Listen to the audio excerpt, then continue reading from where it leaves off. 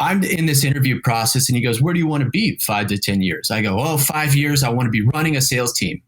He does the math, 27 running the sales team. Okay. Dude hasn't even closed one deal yet. Keep going. 10 years, I want to be starting my own tech company. Okay. Dude doesn't even know how a tech company works. Great. And he goes, okay, yeah, thank you. Those are great answers. Turns my resume over and writes something, right? I was like, that's kind of interesting. And so we turn it back over and 20 minutes go down the interview. I think it's just going well. I'm just like, yep, I'm getting this thing. This is just layup city, Allen Iverson, bounce pass into the paint, slam dunk. I got this thing. He lifts up my resume when he's asking his last question. And I see in 3 underlines, huge ego. And I just go, oh my God.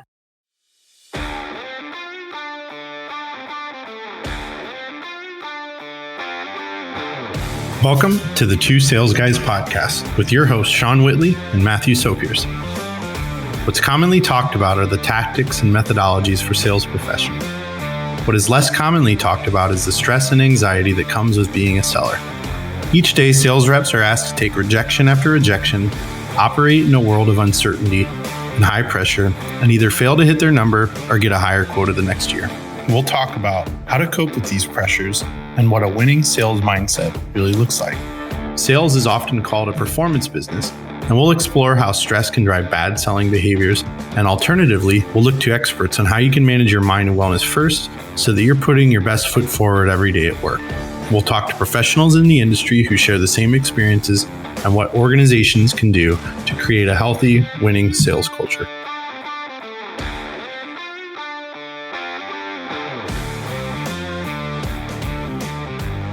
Welcome back to the Two Sales Guys.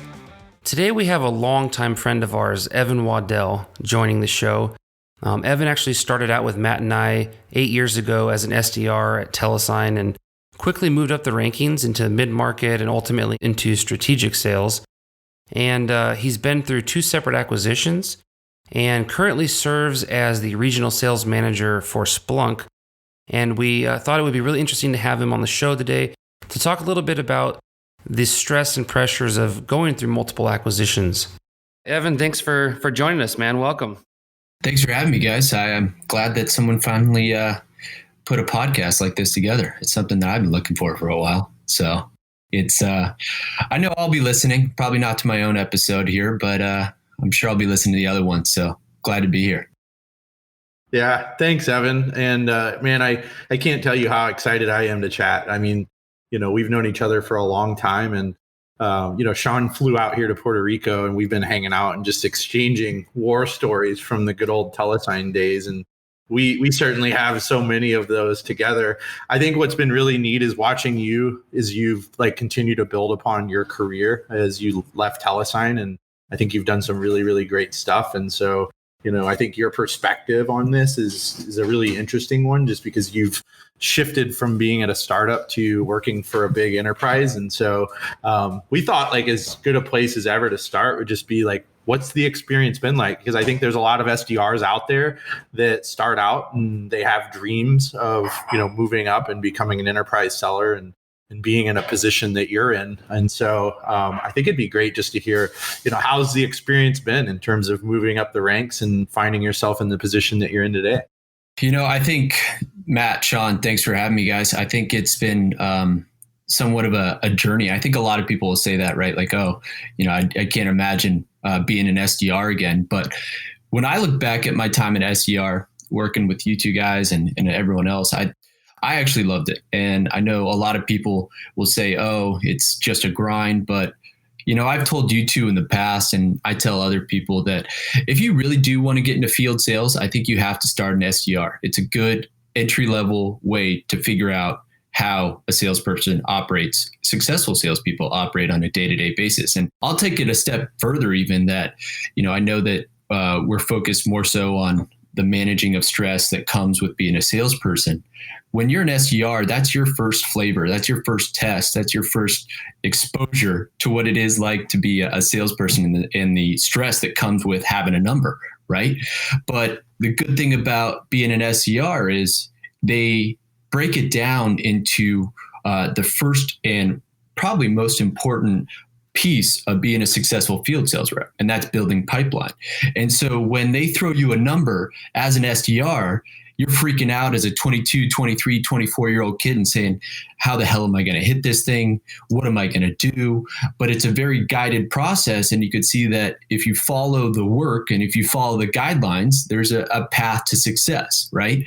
And so if you break down, if someone throws you $1 million quota, right, and that stress is just hounding you, it's a 10,000 pound gorilla.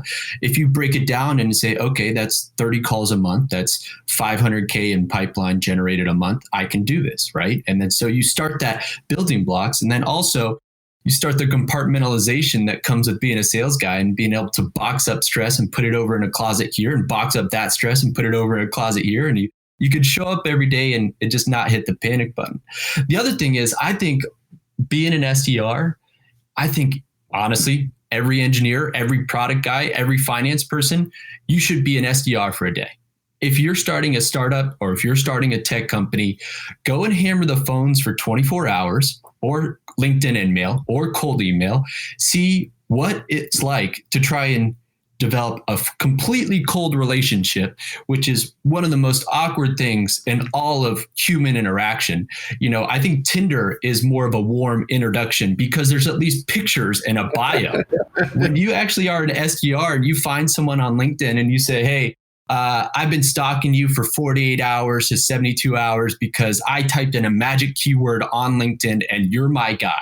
You're my guy that I'm going to hammer with 7 emails, 14 calls, 17 InMails. And if I find your Twitter, you're screwed because you're getting direct tweets. So I think that if you're an engineer and you're seeing the level of effort and thought that these young kids are putting into just getting a meeting, that's all it is. Starting the sales process and getting a meeting.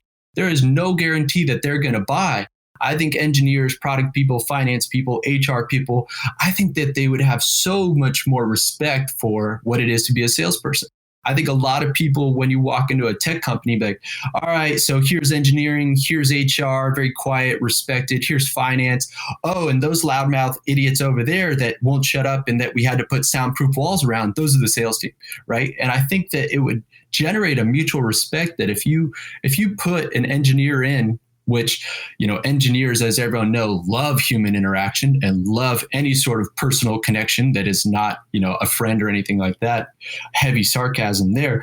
I think that there's a level of effort that would come to be respected from other areas of the org. So, you know, I know that, you know, as an SDR, you're thinking like, oh, this is just a grind. I don't know what I'm doing, but there's so many different things that you can build on later in your career. And honestly, it's like a drug. I hate to say it, but you get that first taste of success as an SDR. You find that big opportunity and that gets called out in an all hands meeting and it leads to revenue. Guess what? You're hooked. Good night. You're going to be a salesperson and you know it, right? Like it's something that you're going to be hooked later on, and you found a way to manage the stress, and it's nice and easy for you to just ease on to a nice 40-year career of just, you know, picking up a bag and being an individual contributor. And I think we're going to talk a little bit about like the differences in large enterprises versus startups. But, you know, before we get into that, I think it would be interesting to hear your perspective on, as you've been promoted. So you started as an SDR and then moved into an account executive and then have moved into an enterprise rep and taking on very large deals. Has the stress increased? Has you've changed into those positions, or is the stress different? And how do you kind of, like, reflecting back, like, it'd be interesting to hear your perspective on how stress evolves as you do in your career. Yeah, absolutely. I think it's a good question. I think the stress is just a different stress. And, you know, when you're an SDR, it's your first test of, like I said, of a number, right? And you log into your CRM every day, whatever it may be, and you're looking at, oh my God, I had to schedule 35 net new calls this month with people that have no idea who I am, and I don't know how I'm going to do it. Okay, let's just try and figure this out, right? So it's your first test of what it's like to hold a number on the back of your head every single day when you walk in. And then when you graduate to, you know, inside sales or a mid-market rep, you're thinking the same thing. You're like, oh my God, this is the first time where I'm going to have a revenue number that I have literally no idea how I'm going to hit this thing, because all I've done is just set up calls all the time. And so when you get that first one under your belt as a mid-market rep, you say, all right, this is doable. I could do this. There's things that come with it. And then when you get to the strategic level, right, that's where they assign you 5 accounts and they say, hey, go find $3 million of revenue out of these 5 accounts. And you're saying to yourself, whoa, I'm not going to have a bluebird that's just going to walk in and say, come out of nowhere. I have to go find these accounts. But then you realize like, oh, the reason why I have 5 accounts is because these organizations are 10,000, 20,000 people deep.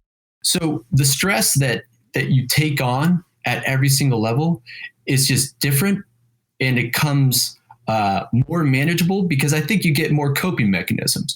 I think as you get into a strategic sales rep, you start to realize that, one, everyone's in the same bag. Everyone's in the same bag pretty much. Everyone's at the same level, and everyone has figured out what distancing mechanisms have worked for you, right? So now that I've been in strategic sales or field sales for however long I have, being able to distance yourself between, you are not your number, or you are not your attainment, and you are not your success as a salesperson. I think a lot of salespeople do that, and I did that a lot of the time, but there are so many flipping factors that are out of your control at the top levels of being a strategic salesperson. Do you have a product that's selling? Is it too early? Is it too late? Is there commoditization in the market? So there's a lot of things that you take into effect, and you try to manage each one as best you can. No sales job is going to be the perfect Shangri-La job. Nothing's going to be kicking back, drinking a beer, opening your computer and say, I'm going to do 300% of my number. I mean, you could go to the most successful established tech companies that have been around for 20 years, and you still have dudes that are struggling, right? So being able to find a way to cope with that stress and figuring out that, you are not your number or you are not your success has been something that's been helpful for me. But I think that being an individual contributor, it's great. It's almost like you're running your own business. You're almost like your own business owner. You wake up every day, you decide what you want to do. You decide what level of effort is going to get you to success. And, just like probably owning your own business, I've never owned a small business. There's a level of success that you can attribute to your own effort. And there's a level of stress that could keep you up at night because you're wondering, am I not doing enough? Is someone outworking me? Is someone doing something that I'm not aware of, both internally and externally? So I'm not sure if that answered your question.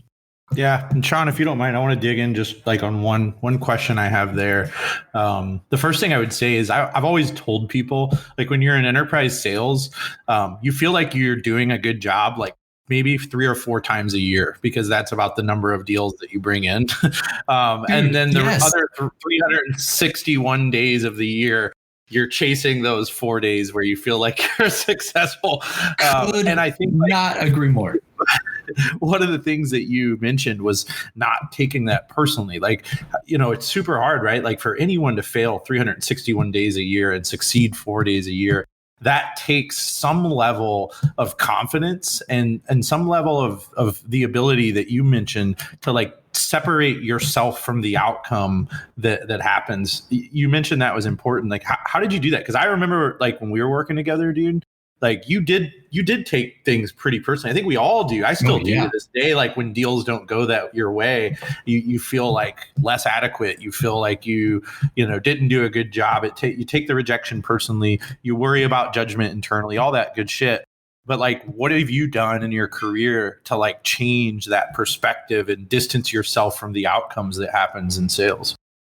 Dude, you hit the nail on the head, right? Like, I probably still believe that I think I had the psyche of a 13-year-old girl that's trying to like date in middle school. And like, if I get rejected, I'm taking that personally. I'm doing sit-ups and push-ups and drinking smoothies and, going to limited 2 or whatever else. If I'm still at the point where if someone tells me no in a LinkedIn in-mail, even very kindly, I just sit there for 10 minutes and just look out at the window and say, this is it.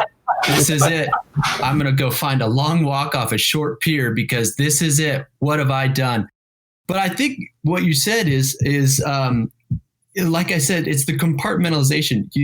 It's so true because it's just my personality. It's like I have grown up and playing sports. It's one of the best analogies that I give for a lot of new salespeople, right? Hall of Fame hitters, they hit 300. It's a saying that goes around a lot of the times. You fail 7 out of 10 times. So growing up playing baseball, you would go on a cold streak, 0 for 10 with 6 Ks, and you're thinking, yep, all right, better go ahead and join the chess club because this game, I'm just not good at it anymore. And then it takes one little sales call. It takes one little person say, hey, Evan, that conversation we had 6 months ago, we have time, we have budget, we're ready to go, right? And so the first thing that I tell people is like, you have to ride the highs and the lows very well. And you have to try and keep as steady state as you can, which I'm still figuring out and I'm awful at because I'm like a ticking time bomb a lot of the time where both good and bad. I ride the highs too high and I ride the lows too low. But I'll tell you a story here. At the first startup that I started at, I think you guys would know it. I was an SDR that was interviewing, right? And so I was preparing left, right, and center, typical questions that you should ask or you're going to be asked during a sales interview process, typical answers you should respond with. I think, Matt, you saw right through it that I was Googling left, right, and center. The first day that I joined, you put a piece of paper on my desk that said typical answers to a sales interview question. I was like, yep, that was me. And so when I was interviewing with the co-founder during that interview process, I was served a huge slice of humble pie. Right. So we're going through all the typical sales questions and he sits down as a co-founder of a very successful tech company and goes, hey, where do you see yourself in 5 to 10 years? I go, I'm a 22-year-old kid. Like I still have basically the ink is still wet on my graduation slip from college. And I have no idea how the real world works. I don't know how the office works. I'm sitting there at 8 a.m. pounding coffee because it's still early in my sense. I'm in this interview process and he goes, where do you want to be 5 to 10 years? I go, 5 years. I want to be running a sales team. He does the math, 27, running the sales team. Okay. Dude hasn't even closed one deal yet. Keep going. 10 years. I want to be starting my own tech company. Okay. Dude doesn't even know how a tech company works. Great. And he goes, okay. Yeah, thank you. Those are great answers. Turns my resume over and writes something, right? I was like, that's kind of interesting. And so we turn it back over and 20 minutes go down the interview. I think it's just going well. I'm just like, yep, I'm getting this thing. This is just layup city, Allen Iverson, bounce pass into the paint, slam dunk. I got this thing. He lifts up my resume when he's asking his last question. And I see in 3 underlines, huge ego. And I just go, oh my God. You could see the wind just go right out of my sails like there was a pin drop that could have been dropped in that room. He didn't know he did it. We're really good friends to this day, this co-founder and I, and he still denies that he did it. But he scans every single resume of a person he interviews, and he emailed me not too long ago. He goes, yep, sure enough, I did say huge ego. And so when I saw that, I was like, okay, this is going to be a little bit more humbling. This is going to have to take me down a peg or two. And I'm going to have to realize that, I'm not the biggest guy on the block and I'm going to have to take the lumps as they come. And then when you do close something, realize like, okay, it's your job to close something, act like you've been there before and just try and stay as humble as you can. And because I think a lot of new salespeople have this idea of what a salesperson is, but the reality is it's a lot different. You have to stay even keel. I'm still working on that today. Yeah. Well, and I think it's interesting when I reflect back, when I think about past versions of myself, I think about stress and anxiety and all the things that I worried about that kept me up at night that actually didn't come true. There's a lot of like unneeded stress or anxiety. And it's just, we're worried about things that may not be even realistic. What would you tell your past self? Like if you're thinking about like past things that you worried about the most, like, does anything come to mind where you would have like told your past self, like, hey, try not to worry about this thing so much? Yes, absolutely. I think the first thing that comes to mind is that I think just like everything, you view your mistakes or your gaffes, or I'm not sure how PC this podcast is, but your mess ups, way bigger of a lens than other people do. Right. I'll tell a story. One time I was doing a sales campaign to emailing 350 people in a financial services industry. And I was doing a net new email campaign. And I messed up some sort of mail merge or some sort of campaign thing. And I added one dude to this email. I added him 70 times to one email. So I sent this guy along with 300 other people, 70 of the same emails. He responds back and goes, "What the hell is going on right now? Evan, please stop emailing me. I don't know, something is broken." So he, then responds back and I go, "Yep, completely understand. So sorry." And that was on the 50th email. Guess what, buddy? You're getting 20 more because I broke this thing. You're screwed. Say goodbye to your inbox. So by the 70th email, respectfully so, this guy goes, "All right, I've had enough. This guy is just trying to get under my skin," right?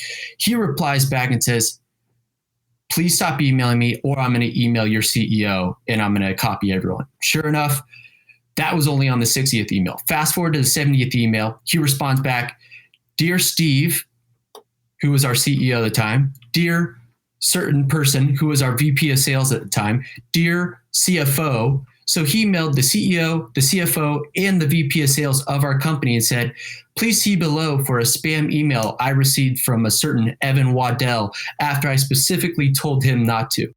Can you please reprimand him or in certain scenario, blah, blah, blah." So I'm just like, I'm sitting on my desk. I'm sitting at my desk and I literally start packing up. I pack up my pencils. I start putting stuff in my backpack and I go, "This is it. Sales was a great run. I really just loved it, man. It was fun while it lasted. I hope they give me my last commission check, but might as well just go ahead and fill out an application at Chick-fil-A because here I come." What happens?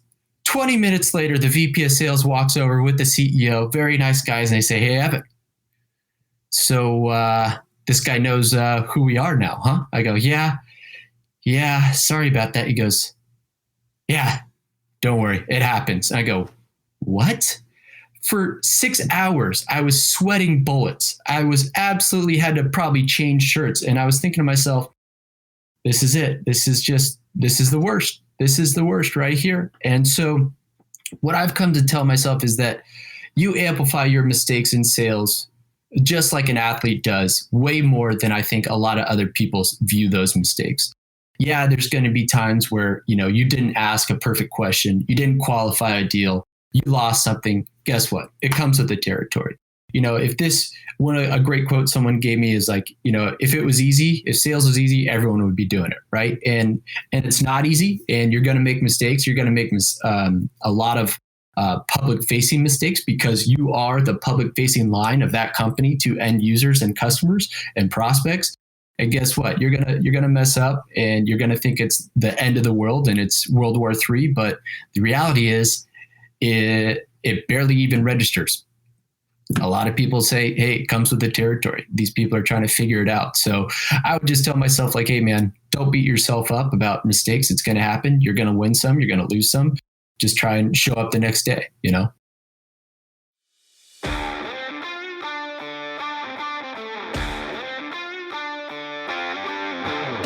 Today's show is brought to you by BetterHelp.com.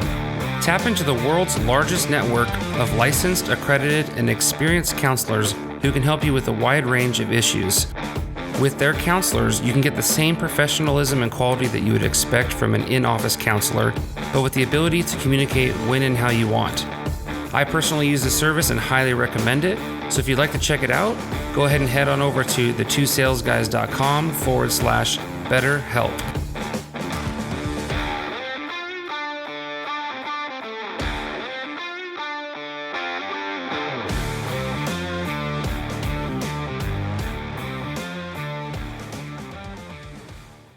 So we talked a little bit about the different roles and the stress levels that come with each of those varying responsibilities. But one of the things I know I wanted to talk to you about is that you've been through multiple acquisitions at this point now. You've been in the small startup company that's been built up and sold. Then you joined another company and it's been sold to a big corporation.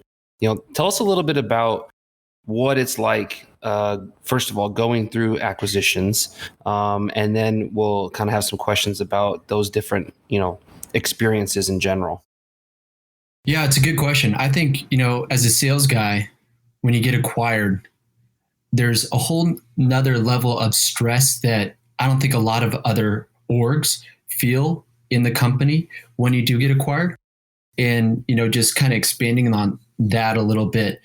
Typically, when a company acquires another company in tech, they usually have a plan, a go-to-market plan of how they're going to roll that thing out, right? And so if that go-to-market plan includes the current sales force of that company they're acquiring, great.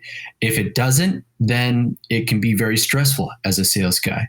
So as soon as that acquisition happens, the engineers know, like, great, I have a lot of liquidity tied to this event, because engineers, as we know, are given a lot of shares or a lot of equity in companies that come on, because it's one of the ways that they make up for not having a commission structure. And they also know that there's probably a level of protection with what's going on in their brain and their dome and the intellectual property that they bring into actually building that product. Now, when you're a sales guy and you get acquired, you're thinking, oh, okay, this can go one of two ways. They can even axe us and say, hey, here's your severance. Thank you for your time. We're going to roll this into our current sales force. We're going to train them up. Thank you. Here's the door. Or it could go the other way and you say, hey, we value what the sales team brings. We think that our sales team wouldn't be able to do it.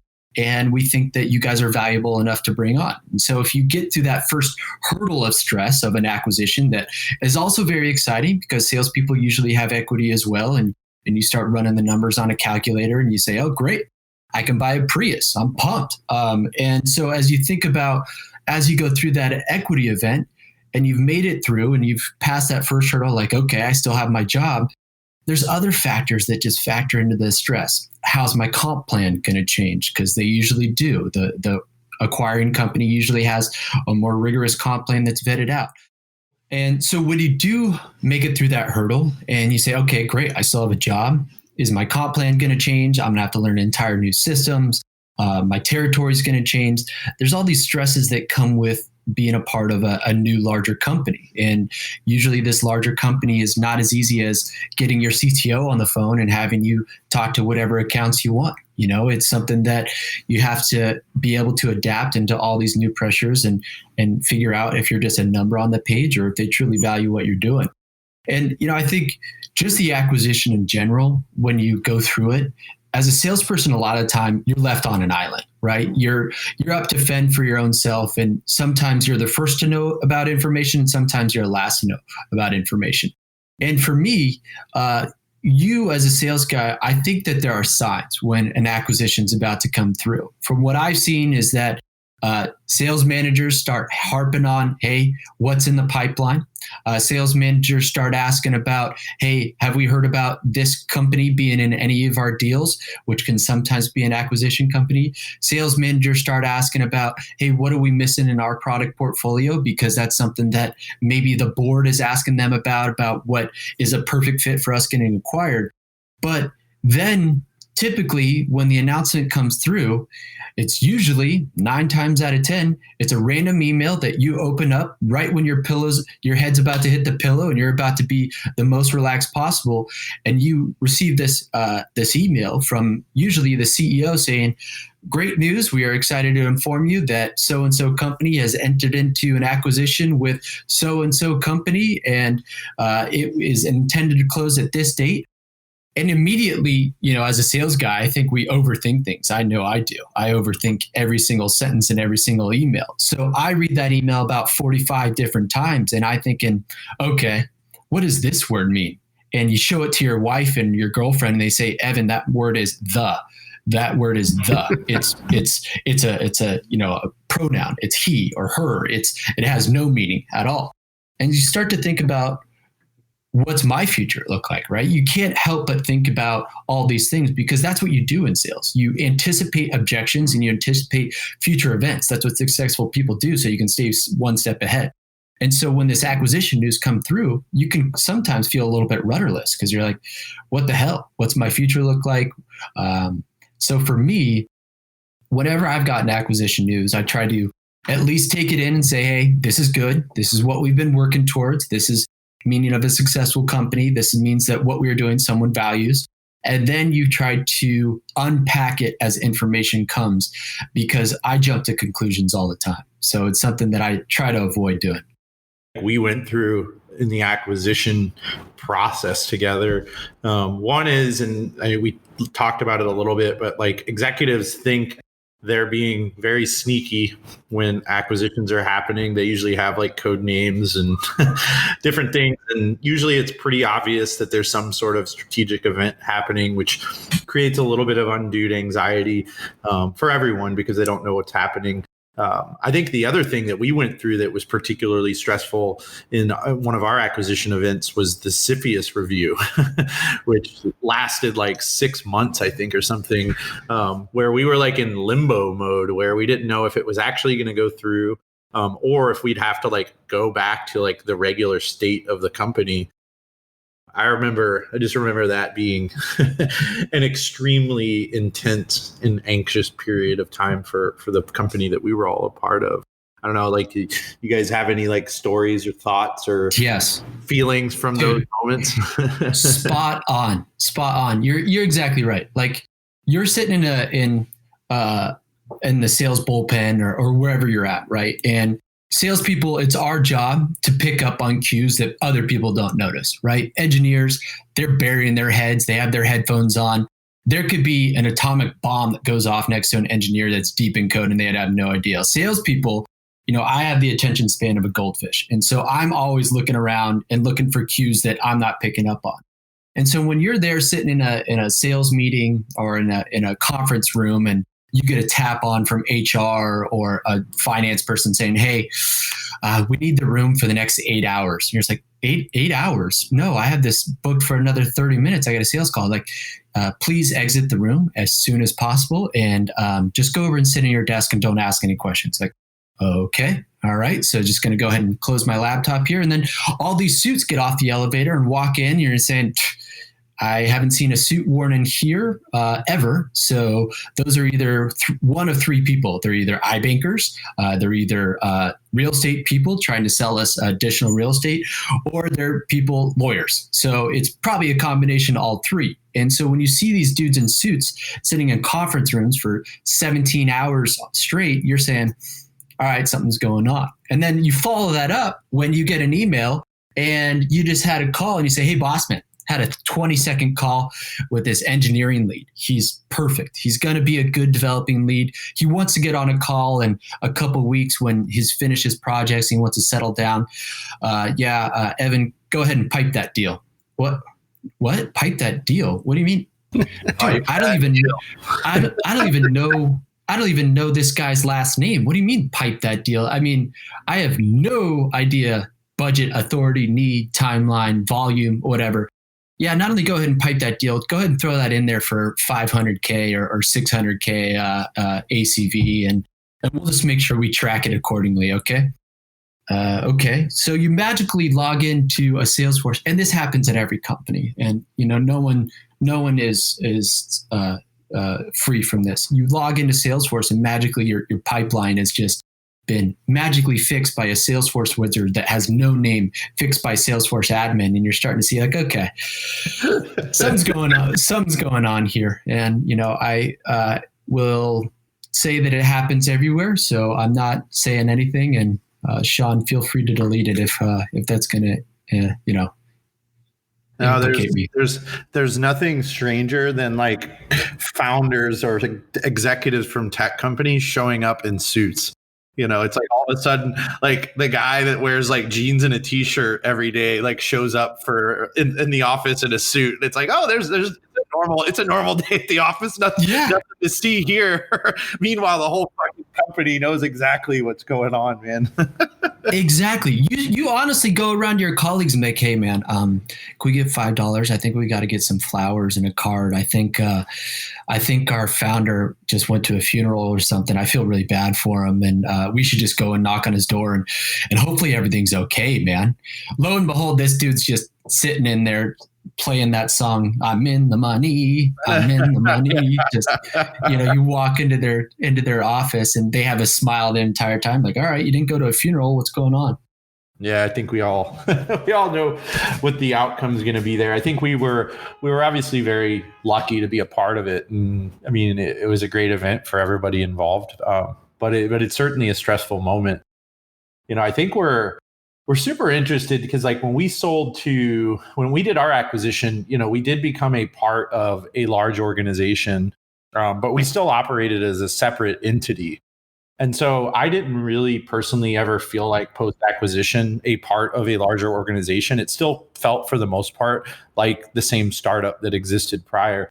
I think in your most recent acquisition, it's a little bit different. I think that, like, you really have transitioned into a larger organization, and I'm fascinated by that personally, just because I've never worked for a large company like that, and I think there's probably some big differences in terms of the job itself, how the team's managed, how individuals are managed, expectations, predictability. I mean, I could just keep rattling off all the differences, but it'd be great, Evan, to just have you touch on, like, first and foremost, like, what's it been like? What's the difference in working for a startup versus working for, a large organization, a machine? Yeah, it's different for sure. And I go back and forth. I think it's been very helpful for my career to see what it's like on the other side, coming from startups only. I was used to being able to email our chief product officer or CTO and be like, hey, have a big call with, Fortune 500 company, need you to be on because I think it would help drive value, to be in the point where you get flashed that org chart the first time at a big company and you see you're 17 levels away from anyone that has any sort of decision-making power. And you go, whoa, am I a number on a page or what here? And so the first thing you notice that when you go to a big company is that they're a big company for a reason. They've had success. They have a product that's been proven. They have customers that validate what they're doing, and they have people selling this product that are good at what they do. Now, what you're also going to notice is that there's a reason why some people seek out big companies, and there's a reason why some people seek out small companies. Just taking for an example, I am now working as, a strategic product overlay. So I essentially get brought in by a lot of these current reps in my territory saying, hey, we think there's a use case for this new sexy product. Let me go ahead and bring you in and figure this out, right? And so when that happens, you notice that, okay, these guys that are bringing us in, they're pros. There's a reason why that, they've had success at Oracle, Cisco, Salesforce, name any large billion-dollar company, is that they have a Rolodex. They are truly viewed as a consultant to a CIO or a CTO or whatever else. They're not just, that startup sales guy that says like, oh yeah, we're technology consultants. We're not salespeople. These bigger company sales guys, they truly are consultants. But what also happens and what you notice when you're working for a big company is just the predictability of a business. Sometimes when you work for these big companies, you open your computer and you know that with me out, not even having to open my email, I should be able to hit 70% of my number. And they think about that pretty consistently, that a down year for them is below 100%. And you coming from a startup world where a lot of the time a sales comp plan is just licking your finger and putting it in the air and say, yep, we think you can close $1 million. Oh, really? Why do you think I can close $1 million? Because everyone else has $1 million number. Evan, shut up. Here's your computer. Go out and hammer the phones. Good luck. Right. And so with that, you could also blow out a number. You could go 300% of your number and have a career year. Or you can swing and miss and throw up a donut for 3 or 4 quarters and just have a gut check. So there's a level of predictability that comes with those huge companies, of those guys that is rolling out the baseballs and just saying, hey, I'm going to have 70% of my number this year. And I've had line of sight into this for 2-3 years. And then, that startup level that you come in and you have to find your place and you have to find out, the politics that come with it too. And you have to jockey in between that. That's just a high level answer. And let me know if you want me to drill in on anything. Well, I kind of like to change gears just a little bit. And so when you went through the acquisition at Telesign, you then, after a period of time, decided to move on from Telesign. All right, you decided that it was ready. You were ready for something else, and you made that personal decision to leave and go somewhere else. But when you made that decision, you also decided that that new position you took was to work from home. It was a remote position. Now, what was that like in terms of transitioning companies? And did you feel like any additional pressure being remote? Feeling like you had to prove yourself or you were going to be scrutinized in a different way. Like, I just always like to get inside your head and understand, what was that experience like? Yeah, good question. I went from a company that if I was not on a sales call or if I was not on a sales trip, my butt was in seat, right? And so if your butt was in seat, it was a level of assumption that, hey, he's doing his work. He's working, right? Even if I was sitting at my seat at my desk and I was playing solitaire, there was a level of assumption that, oh, he's working because his butt's in seat and he's in the office, and we know what that guy does. When you go through and you work as a remote seller and you are now waking up every day and you're saying, okay, what am I going to do today? When am I going to start work? When am I going to have, my own time? And it was a huge transition period. I mean, I woke up and I thought the definition of being a successful remote seller was turning on CNBC, getting tuned into the markets and sending a few emails and saying, all right, I'm good. This is good at what I do. But the reality is I'm not a day trader. Why do I need to know what the stock market's doing? Like, that has no effect in what a remote or field sales rep does for what I'm trying to do. The reality is you have to get back to like following your process. And the good and bad thing about sales is you always know where you stand. There's a bump board and based on your number, how well or how poor you're doing. So it doesn't matter if you're working 1 hour a day or if you're working 12 hours a day. If that bump board and if that revenue isn't there, then you're either being successful or not successful. So it's a really easy conversation for your boss to be saying, hey, Evan, you're screwing up, or hey, Evan, you're doing great. They don't care. They don't care what you're doing. You can be working in Hawaii, but if you're blowing out your number, they don't care what you're doing. So for me, when I transitioned to that remote selling at a big company, it was finding a daily routine and getting back and treating it like you're in the office. That's waking up, meditating, working out, getting in the shower, hammering the phones, blocking out your calendar for what's going to be a pipe gen time, what's going to be a call time, what's going to be follow-up time, trying to get as close to a routine as possible, like you're in an office, and treating when you go and step into your computer, that's your office. I'm 100 miles away, focused, locked in. I can't be pulled out and do other things. That's what I've tried to develop, is just a schedule. A routine has been the most helpful thing I've noticed. There's a lot of variables, and I don't think it's talked about enough. I think the hard part about sales is it's super measurable. And so it's very easy for an organization to say you're doing a good job or you're not doing a good job. And a lot of times there isn't a lot of room for the context. They're not as interested in the context as to why a lot of times, which makes it fucking hard, man. One of the most interesting things is a lot of times when our guests tell a personal story about some, high pressure or high stressful experience that they went through being a sales professional. You have any stories you could tell us about something that was the most stressful situation you think you've been through personally? God, I could probably write a mini book about it, but one that always comes up to mind, I think it's personal because, we were working at a similar company. Sean, you were my manager potentially at one point, or, Matt was involved too, is just the anxiety that comes with taking a vacation as a salesperson. And you think, okay, what are you talking about? Like, salespeople, you can work from anywhere. You can take a vacation. You can put the work away.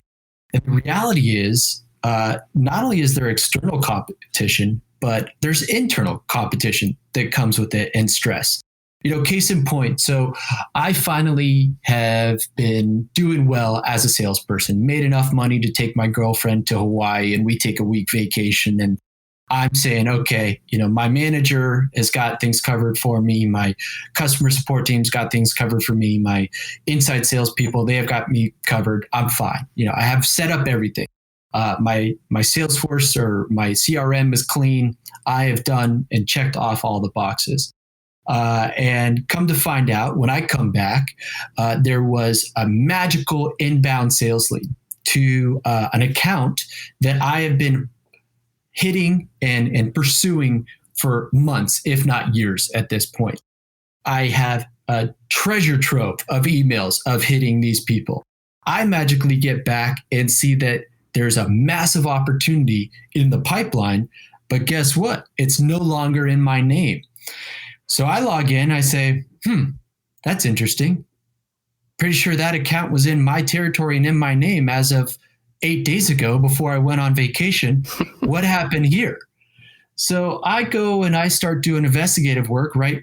What you love to do after being nice and relaxed after a vacation. And come to find out, someone that was on that team thought that because they took the inbound call when I was on vacation and they had it qualified or had it discussed, and they thought the opportunity was much larger than what Evan could handle and should be graduated up a level, he should go ahead and run that opportunity. And he's going to go ahead and get sign off from all the executives while Evan is out on PTO. So sure enough, that happens. I go and find out that the deal closes, and this is all because I took a vacation. And so what do I tell myself now that I've just lost out on a huge commission in an account that was supposed to be mine? We were following the process, damn it. Like, what happened overnight? Now I'm thinking to myself, guess what, Evan? You're never going on vacation again. That's never going to happen again. So as a salesperson, you feel like, all right, I can never let down my guard. And not only do I have to keep an eye on our competition that's outside these four walls, but I have to keep an eye on everyone inside these four walls too, because this is cutthroat. So as a salesperson, you're like, fuck, damned if you do, damned if you don't. You can't win. Yeah, man. I mean, it's always a difficult spot to be in when you're fighting so hard for an opportunity, and then all of a sudden it's pretty much just taken from you all by chance while you're finally on that vacation that you've earned. I mean, I know there's a culture, especially in sales, but even more so in the United States in general, of just not taking vacation time, even though you have it. And so when you finally do, take that leap of faith that, like you said, you got everything lined up and you've earned this to go and take a nice little trip and have something happen like that. I'm sure that means you're not taking any more big vacations in a while, right? No, not at all. And it doesn't incentivize you to do exactly that, to check out and come back refreshed, right? And you're thinking to yourself, like, if I go on vacation, girlfriend, now wife, guess what? That phone's going to be right next to me because we're not going to miss out on that opportunity again. And as much as you want me to check out, guess what? You also want a house. You also want a car. You also want all these other things. And how do we do that? We make sure that we don't get, our backstabbed, and we got to make sure that you kind of have your SHIT together and you're covering your own. So it's something that it never stops, but there's also the pluses that come with it too, right? You can get a level of freedom, and if you are doing well, there's a level of independence that you are achieved to. Yeah, so I think the last thing we'd love to hear from you is any sort of personal anecdotes that help you manage the stress. Are there any techniques or anything that you do, like in a stressful situation or going into a sales meeting or a customer meeting, that you do to help get your mind right, either get hyped up or calm things down? Like any techniques, anything you can recommend to our audience? Yeah, I think a lot of people have been saying this, and it's probably gonna sound like a Goop podcast now with what's her name, but the reality is meditation has helped. I've started meditating every morning for 10, 15 minutes, whether if it's this app or that app, and it helps just kind of quiet the thoughts a little bit, and they give you techniques on breathing. I think the Navy SEALs has something called box breathing, right? Where it's like a box. It's 4 seconds in, hold 4 seconds, 4 seconds out, and then hold 4 seconds. And it's been shown to decrease your heart rate. It's been shown to decrease blood pressure. So there's a lot of times where I end up in a big sales meeting. And I have our CEO on, I have our executives on who obviously know the product. And then I have executives from the other side. And before I enter into every single one of those meetings, just like a lot of athletes do, I take a mental rep. Right? I sit down an hour or two before the call and I go through exactly how I want the call to go through. I envision the questions I'm going to ask. I envision the results that I want. I envision the goals that I want. I envision the engagement from the customer. I try to prepare for objections. So that mental rep that I take before every call is something that I think has been successful, because if you have a plan going into a call, you could at least go back to that plan. If you don't have a plan and stuff is going left, right, and center and everything is foobar, then you're going to be managing stress, and you're going to feel like you don't have control of your own destiny. So any sense of control that you can give yourself heading into each one of those, it helps. So that's kind of how I think about going into every single one of those things. Control, meditation, being able to distance yourself. I know I talk about I'll never be able to go on a vacation again. Being able to close your laptop every now and then and just give a little sense of sanity to yourself and realize that, you are not your job, you are not your quota, you are not your number, then that helps a little bit as well. And one other thing I always want to point out for myself is whenever I go into a sales meeting, obviously I review my plan, I get everything prepared. Once I'm at the point where I know, like, look, I've got this, I always do what I used to do in football before I go out in the game. I put my headphones on, I put on my, Travis Scott or my Drake or something like that, and I just get hyped up. I mean, I'm physically pumping my fists in the air, I'm raising my hands up and just getting that energy level up. There's something about mentally being like ready for battle and getting that flow going before you walk in the room, just knowing like, look, man, I know what the hell I'm doing. I'm about to go in here and kill this thing. And just exuding that confidence, it translates over into the meeting and into the way that you speak in those conversations. And that's another just a little mental component that I put into my practice. Dude, I couldn't agree more. There's when I went over to this big company, I think a lot of these very seasoned salespeople had their story down, had their pitch down. It was they've been taught to be very calm, cool, and collected. They have been selling software so long that I don't think that their blood pressure or their adrenaline has ticked up in 15, 20 years, because they're just are press and play and they know how to do it. So when I came over, I actually had a funny story. I was working with a sales engineer that was on a call from the parent company, and I was on there. And I naturally talk with inflection points, and I get excited about things, and I talk fast at some points. I talk slow about some points. I tell stories. I have things that, if I'm putting myself in the customer's shoes and I'm saying, hey, I want to get something out of this call, it at least going to be entertaining and I'm going to keep that person's attention. I had 3 sales engineers from the parent company ping me and go, whoa, Evan, I feel like I'm at like a Tony Robbins or a TED Talk. I've never heard someone talk about software like this. Like, what did you have for breakfast this morning? If so, can I have one? Can you send it on over, big guy? And I was like, wow. So you guys are so dead inside, and you guys are so, I guess, I don't know, monochromatic, that you guys have like never gotten excited about a pitch or anything. You guys, I mean, what do you guys do? Do you guys just listen to classical music all day? Or do you guys when's the last time you guys listened to AC/DC or something? Like, put yourself in the customer's shoes. If you're boring, they're bored. It's as simple as that. So I agree with your statement. You got to get pumped up.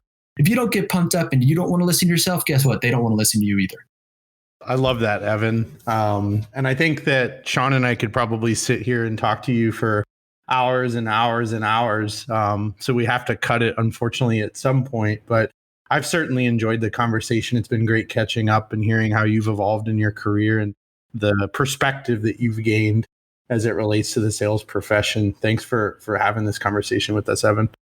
Absolutely, guys. I think you two are doing a great thing. I think this is long overdue in this space. And I think a lot of people, especially in this industry, I think can be a little bit guarded. So it's good for people to kind of start having conversations like this. And I think it's long overdue, like I've said. And I appreciate you guys having me on. And I hope that some people can get a few nuggets out of this at the very least. And, if I can just reiterate anything that, you are not your number, and do your best to always think bigger picture.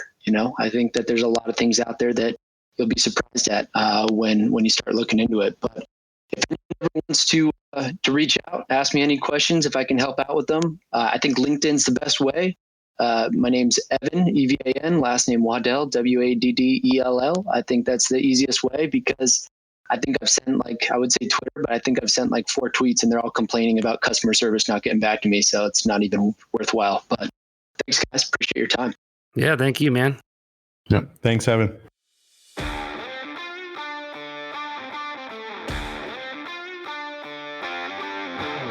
As always, thank you so much for listening to our show. Since we launched the series, we've had an outpouring of support. It's been unbelievable, and we can't thank you guys enough.